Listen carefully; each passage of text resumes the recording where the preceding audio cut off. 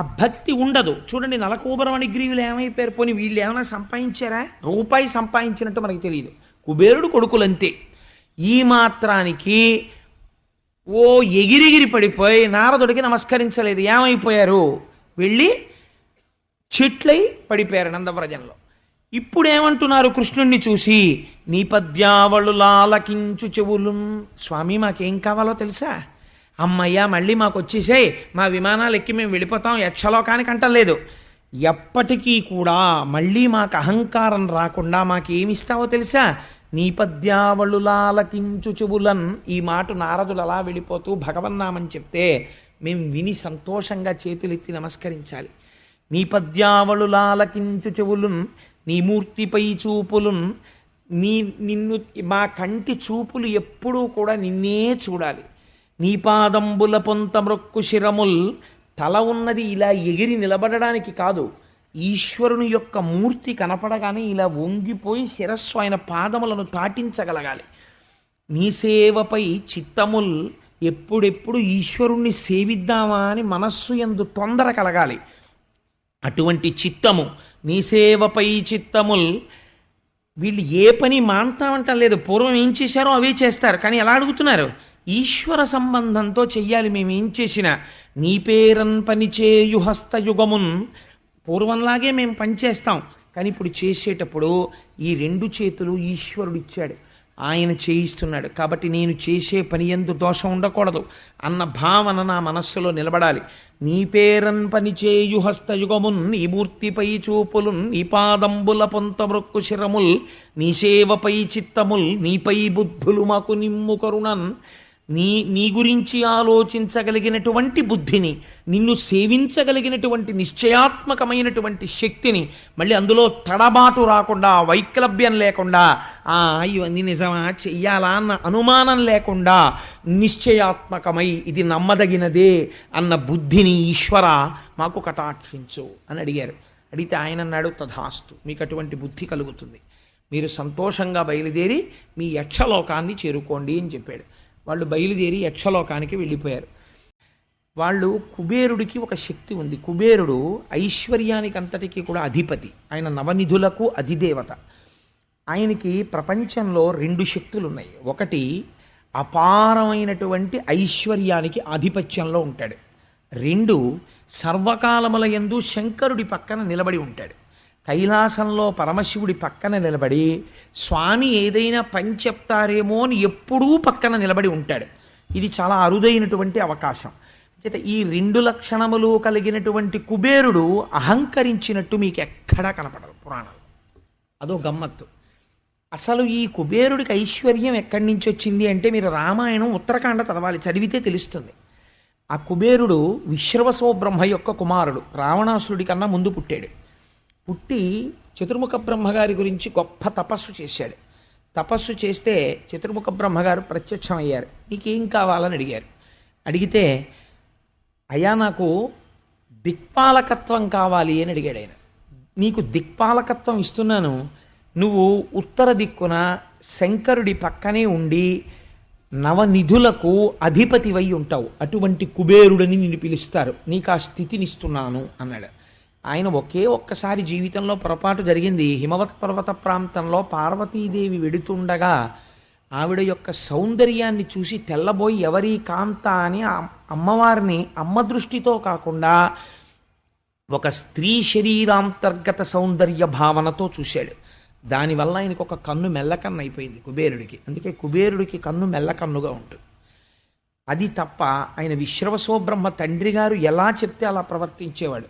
ఆఖరికి దక్షిణాన కాంచన లంకని తమ్ముడికి విడిచిపెట్టేయంటే విడిచిపెట్టేశాడు. విడిచిపెట్టి ఉత్తర దిక్కుకు వెళ్ళిపోయి మళ్ళీ తను వేరే కట్టుకున్నాడు. తను తపస్సుతో సంపాదించుకున్న పుష్పక విమానాన్ని రావణాసురుడు ఎత్తుకుపోతే మారు మాట్లాడలేదు.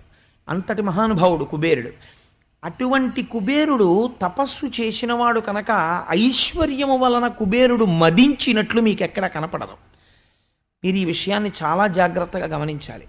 జీవితంలో ఒక ఆయన చాలా కష్టపడి సమున్నత స్థితికి వెడతాడు. అలా వెళ్ళినవాడు కోటీశ్వరుడు కానివ్వండి, ఆయన ఇంటి ముందు నిలబడి ఏనుగులు తొండములెత్తి ఘీంకరించనివ్వండి, ఆయన ఐశ్వర్యము పెరుగుతూనే ఉంటుంది.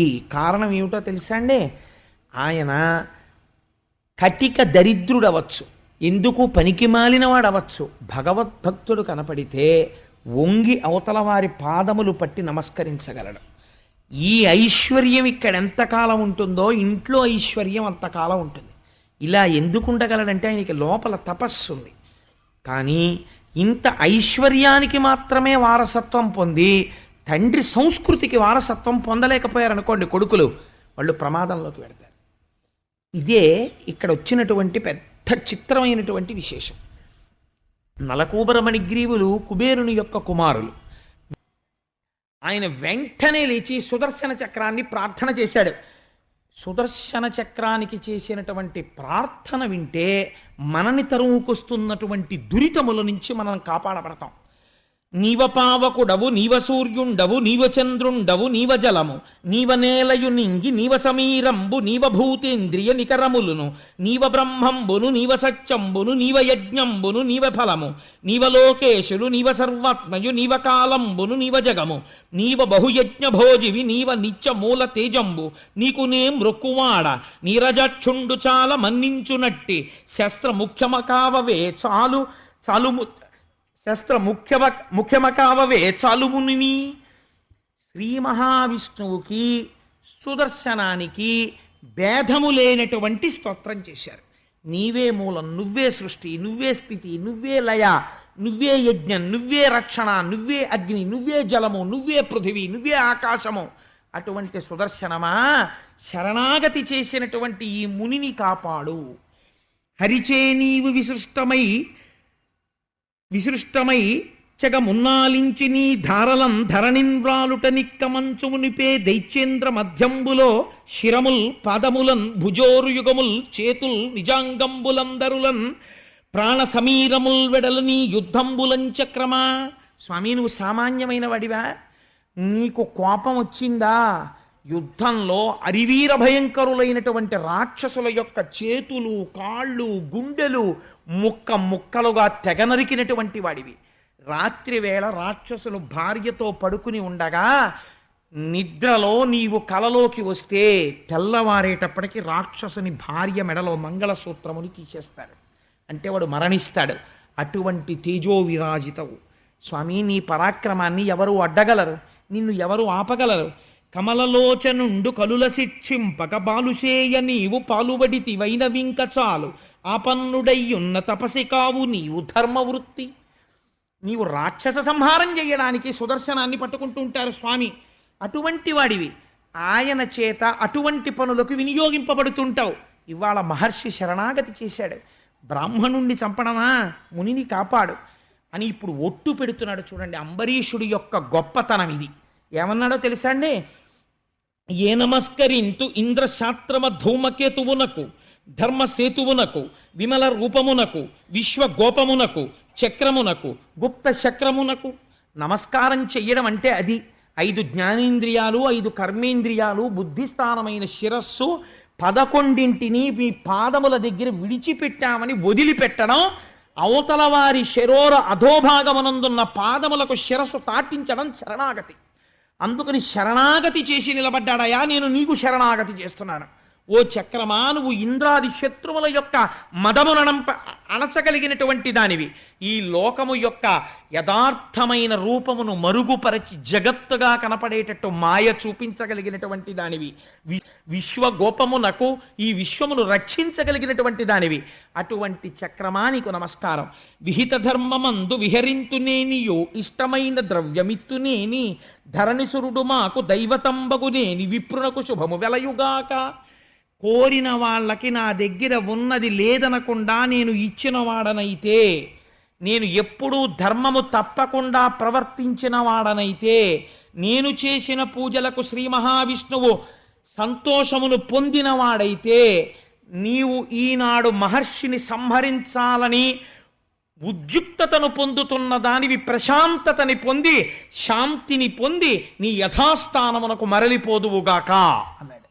తను చేసిన తపస్సునంతటినీ ఒట్టు పెట్టాడు దుర్వాసుని రక్షించడానికి. ఉత్తర క్షణం ప్రశాంతతని పొంది సుదర్శన చక్రం వైకుంఠానికి వెళ్ళిపోయింది. ఇప్పుడు మీరు వినండి, చాలా అందంగా ఉంటాయి పైకి. మీరు విన్నంత మాత్రం చేత చాలా హాయిగా నవ్వేసుకుంటూ విన్నా సరే మిమ్మల్ని ఉద్ధరించేస్తాయి ఆ లీలలు. ఒకవేళ మీరు హాయిగా నవ్వుకుంటూ మళ్ళీ లోపల గంభీరమైన రహస్యాన్ని తెలుసుకుంటే ఇంకా ఉద్ధరించేస్తుంది ఆ లీల. కాబట్టి చూడండి ఎంత చిత్రంగా ఉంటుందో. ఇప్పుడు ఎక్కడికి వెడతారు? మళ్ళీ ఒక్కసారి వెనక్కి వెళ్ళండి. ఎక్కడికి? ఇతపూర్వం యశోద కూర్చుంటే చక్క అమ్మ పెట్టిన అన్నం అంతా తినేసి వచ్చి అమ్మ ఒళ్ళో పడుకుని అమ్మ పవిట కొంగు వేలుకు చుట్టుకుని ఇలా నోట్లో పెట్టుకుని వచ్చిన వాళ్ళ వంక అమ్మ వంక, వచ్చిన వాళ్ళ వంక అమ్మ వంక చూస్తున్న కృష్ణుడు పడుకున్న యశోద దగ్గరికి రండి. ఇప్పుడు ఆ వచ్చిన గోపకాంతలందరూ చెప్తున్నారు. ఒక ఆవిడంది, బాలురకు పాలు లేవని బాలింతలు మొరలు పెట్టపక పకన గియా బాలుండాలము చేయుచు ఆలకు గ్రేపులను విడిచి అంబోజాక్షి. ఒక ఆవిడంది, అమ్మా నువ్వు ఏమిటో పెద్ద మా అబ్బాయిని పొంగిపోతున్నావు, కానీ మీ అబ్బాయి ఎలాంటి పనులు చేస్తున్నాడో తెలుసా? బాలురకు పాలు లేవని బాలింతలు మొరలు పెట్ట, తల్లిపాలు లేకపోతే ఆవు పాలు పడతారు. బాలింతలు అయ్యో పిల్లాడికి పాలు పడదామని చెప్పి ఇంక సాయంకాలం అవుతోంది అనుకునే సమయంలో మీ పిల్లవాడు వచ్చి ఆవుల పాలు ఈ వీళ్ళకి దక్కకుండా దూడలను వదిలేసేవాడు. ఆ దూడలన్నీ వచ్చి శుభ్రంగా ఆవుల పాలు తాగేస్తుంటే ఎదురుగుండా చెట్టు కొమ్మెక్కి కూర్చుని అయ్యయ్యో కృష్ణ దూడలను వదిలేసావా అని మేమందరం బాధపడుతుంటే చక్కగా నవ్వుతూ కూర్చునేవాడు ఆ చెట్లు ఎక్కి. మాకు దొరకడం. కాబట్టి బాలురకు పాలు లేవని బాలింతలు మొరలు పెట్టపక పకన గియా బాలుండాలము చేయుచు ఆలకు గ్రేపులను విడిచే అంబోజాక్షి. ఇందులో మీరు ఒక్కసారి ఆలోచన చేస్తే మీకు అర్థమైపోతుంది. అది పెద్ద విశేషం, దీని గురించి వివరణ అక్కర్లేదు. మీరు విన్నవాళ్ళే ఈ తప్పూర్వం చాలామంది. మనకి మన కుటుంబం వరకే మన కుటుంబం, నా కొడుకే నాకు కొడుకు, నా కూతురే నాకు కూతురు, ఈ భావన మనకుంటుంది. పక్కింటి వాళ్ళ అబ్బాయి తినలేదనుకోండి, నాకేం కావాలి, వాళ్ళ నాయనగారు చూసుకోవాలనుకుంటాను. ఈశ్వరుడు ఆయన జగద్భర్త, ఈ లోకమంతటికి ఆయన తండ్రి. కాబట్టి ఇప్పుడు ఏం చేస్తున్నాడు? రెండు పనులు ఏకకాలమునందు చేస్తున్నాడు. ఆవు దూడలంటే ఉపనిషత్తులు, వాటిని పోషిస్తున్నాడు ఈశ్వరుడు. ఉపనిషత్ జ్ఞానాన్ని పోషిస్తాడు. అందుకని దూడలు వదిలాడు. ఒకటి. రెండు, ఆవు దూడలు మాత్రం ఆ ఆవులు ఎక్కడికో వెళ్ళి గడ్డి తిని కుడితి తాగి పాలగా మార్చి మా దూడను వదులుతారు, మా దూడ పాలు తాగాలని ఎంతో సంతోషంగా. ఆరైపోతే మీరు ఎప్పుడైనా పశువుల కొట్టాల్లో చూడాలి, ఆ దూడలు కట్టుకొయ్యల నుంచి ఇలా ఇలా గుంజుకుంటూ ఉంటాయి. ఆ తల్లుల వంక చూసి వదిలిపెట్టమని తొందరగాను అంబే అంబే నరుస్తుంటాయి. అవేమో అంబా అంబా అని ఆ గడ్డి తినకుండా ఈ దూడల వంక చూసి తొందరగా వచ్చేయమని, దీనికో కట్టు దానికో కట్టు. పాపం అది ఊడదీసుకు రాలేదు. ఆ చిన్ని దూడలైతే ఇలా మడకి ఉరేసేసుకున్నట్టుగా ఇలా ఉంటాయి. అంటే అది ఊడిపోతుందేమో, అమ్మ దగ్గరికి పరిగెత్తుకు వెళ్ళిపోదామని. ఆఖరికి ఆ యజమాని వస్తాడు. వచ్చి ముందు ఆవు దగ్గరికి వెళ్ళాడు, దూడ దగ్గరికి వెళ్ళి ఆ దూడ మెడలో ఉన్నటువంటి ముడు వదిలేస్తాడు. వదిలేయగానే దూడ పరిగెత్తుకుంటూ వెళ్ళిపోతుంది అమ్మ దగ్గరికి. మీరు అసలు ఆ సన్నివేశం చూడాలండి, ఎంత పరిగెత్తుకుంటూ వెళ్ళిపోతుందంటే చెంగు చెంగున గెంతుకుంటూ పరిగెత్తుకుంటూ వెళ్ళిపోయి అమ్మ పొదుగులో మూతి పెట్టేసి 3 మాటలు గబ గబ గుద్దేసి ఆ శిరాన్ని ఇలా నోట్లో పెట్టుకుని నాలికి ఇలా మడత పడేటట్టుగా పట్టుకుని చప్పరించి తాగుతుంటే ఆర్తితోటి ఇలా నురగలు వస్తుంటాయి. అంత తాగుతుంటే పొంగుతో ఆవిలా పక్కకి తిరిగి దాన్ని నాలికతో నాకుతూ తన వాత్సల్యం అంతా దూడ మీద చూపించి పాలు వదిలేస్తుంది. 2 గుక్కలు ఇది ఇంకా ఆకలి తీరదు. మనం ఆ దూడను లాగేసి స్తంభానికి కట్టేసి వీడి గిన్నెలోకి పితికేస్తుంటాడు వీడి పిల్లాడి కోసం. దాని దూడ దాని పిల్ల కాదు, నీ పిల్లడు నీకు ఎక్కువ, దాని దూడ నీకు తక్కువ. కానీ ఆ అరగంట ఆవు ఎంత క్షోభ అనుభవించిందో. ముందు అది కొంచెం కడుపు నిండిపోయిన తర్వాత ఆ దూడ కడుపు నిండా తాగింది. ఇంకింతకన్నా ఆవు దూడ ఎక్కువ పాలు తాగితే వాతం చేస్తుంది. అప్పుడు తెచ్చి కట్టి నువ్వు పాలు పెతుక్కో, ధర్మం అయిపోతుంది. ఏమో పాలన్ని ఇస్తుందో ఇవ్వదో, నా పిల్లాడికి ఉంటాయో ఉండవో, మిగిలితే దూడ తాగుతుంది, లేకపోతే ముందు నా పిల్లాడికి ఉండాలి. ఎంత క్రౌర్యం నీకు!